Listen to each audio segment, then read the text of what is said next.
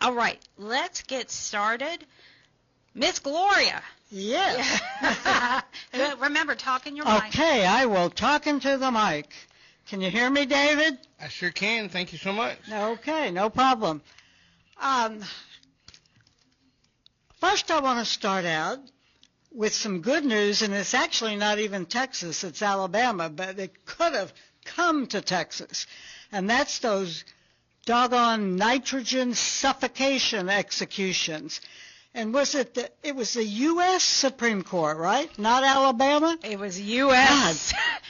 We were all like, what? I think they're on drugs. Anyway, they said, nope, this is unconstitutional. You can't kill somebody by suffocating them. It's torture. Well, I don't know if they said it's torture, but we know it is. Yes, we do. So, yay for that.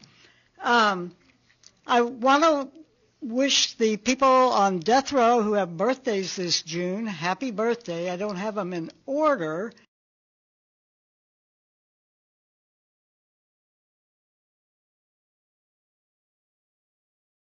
Your birthday is today. Happy birthday, dude. Rodrigo.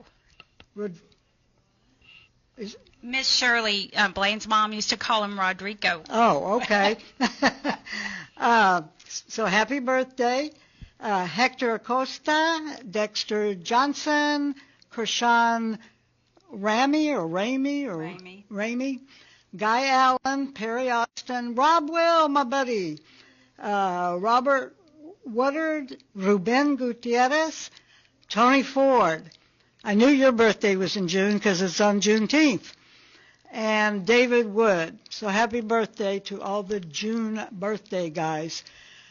And let's hope maybe next year you'll be in a better place to celebrate.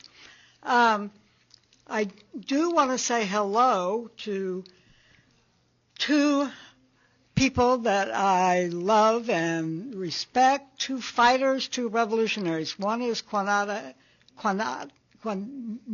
Harris, and the other Shinatzli. So hello to both of you.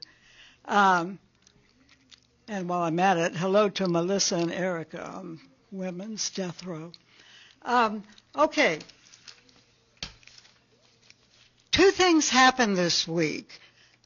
Yesterday, Charles Flores' attorneys argued his case before the Supreme Court.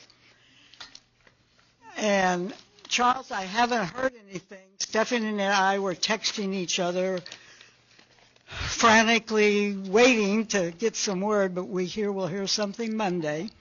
For those who don't know anything about Charles Flores' case, Charlie, as Stephanie calls him, he wants to use the junk science law to get rid of, they don't even allow people to be hypnotized anymore, to induce them to say things that they never would have thought of saying before. But there was a murder in Dallas, I believe, and a woman who saw the thing happen said it was too... Well, if anybody knows Charles, he is not tall, he is not skinny, he is not white, and every time I've seen him, he hardly has any hair. Exactly. But, lo and behold, the police hypnotized her, and ta-da! She recognized him in court. Well, that's a bunch of BS. This happened back in 1999. He was sentenced to death. And if they hadn't been able to hypnotize that neighbor, there was no evidence against Charles. So we hope that we hear good news Friday. What time will that come out? Monday.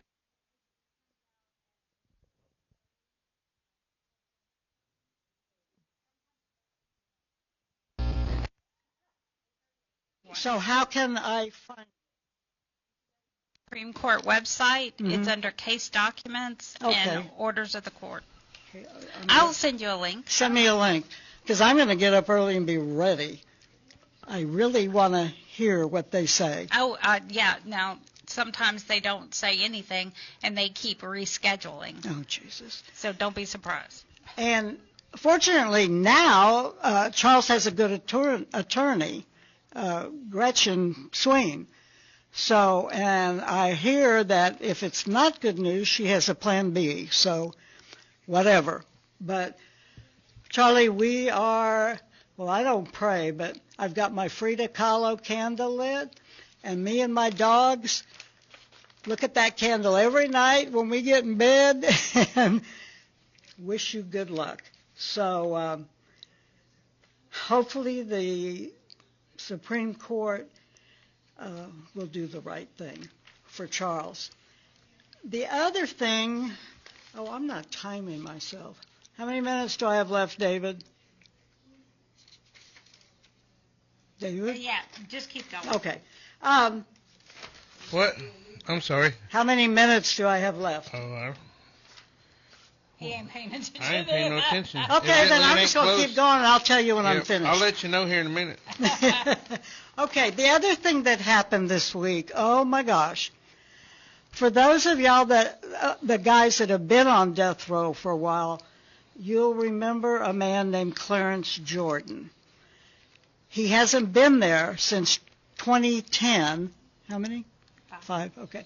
He hasn't been there since 2010 when he had a stroke and he was sent to the Estelle unit. But in April, the Court of Criminal Appeals threw out his sentence and ordered a new... Hang on a second. Mike's on. Mike's, Go ahead. Oh. The CCA threw out his sentence and ordered a resentencing in the trial court here in Houston. So Angie and I went up there. We sat through the docket call. The bailiff kept trying to kick us out for whispering. He was I don't know. Don't say it. I can't say it. Piece of work. And anyway, this was the judge in that case. What is her name? She's a young African-American woman. She granted let me back up. The DA said he wasn't going to seek a death sentence. So that was, the only other thing was life and with parole, because we didn't have without until 2005. Nowadays, Clarence Jordan is bedridden. He's a quadriplegic. He suffers from intellectual disabilities. His IQ is between 56 and 60. He's got schizophrenia. He's unable to feed himself or even swallow food. So he's being fed on a tube. I thought I had health issues. So he's still convicted of capital murder. You got it. Okay. He's still convicted of capital murder, but he's up for parole now. And the Office of Forensic and Capital Writs or something in Austin, Ben Wolf, represents him now, and he said that in the meantime, before they can figure out for sure where they're going to send him, and I learned about this, what is it, it's called compassionate release, but it's medically, I lost the doggone name. Anyway, he can be moved to a facility to provide health care. We gave the press a statement when we were there saying that we demanded that, let me read it, he be placed in an excellent assisted living center in Houston, the best that can be found, and that the state of Texas pay his bill as long as this man is alive. So hopefully that's what's going to happen to him. But talk about a sad case. He was declared incompetent like 30 or 40 years ago, but left on death row. And for those 30 or 40 years, he didn't have an attorney. He just fell through the cracks. Well, they got some big cracks. That's like Saeed Rabbani. Yes. Yeah. And, yeah, his attorney actually mentioned Saeed. So, Channel 2 did a good report. The Houston Chronicle reporter was in court for the whole thing, and she did a good article for the Houston Chronicle. So, and to Willie T., T. Irvin, and Spider, I have been so broke I haven't been able to come visit, but I'm going to try to do all three of you in one day, if I can get gas money and food money together. So that's it. I know one guy's really cheap. He's a cheap date. T? T. Yeah. Yeah, he's a cheap. But Spider and Willie are not. They're not. Oh, you still got a minute, Gloria. Oh, are you giving away a minute? Yeah, I think I'll give it to Abe. Well, you know, the women on death row don't get enough attention, so I just want to say hello to all 7 women. Hope all of y'all are doing well.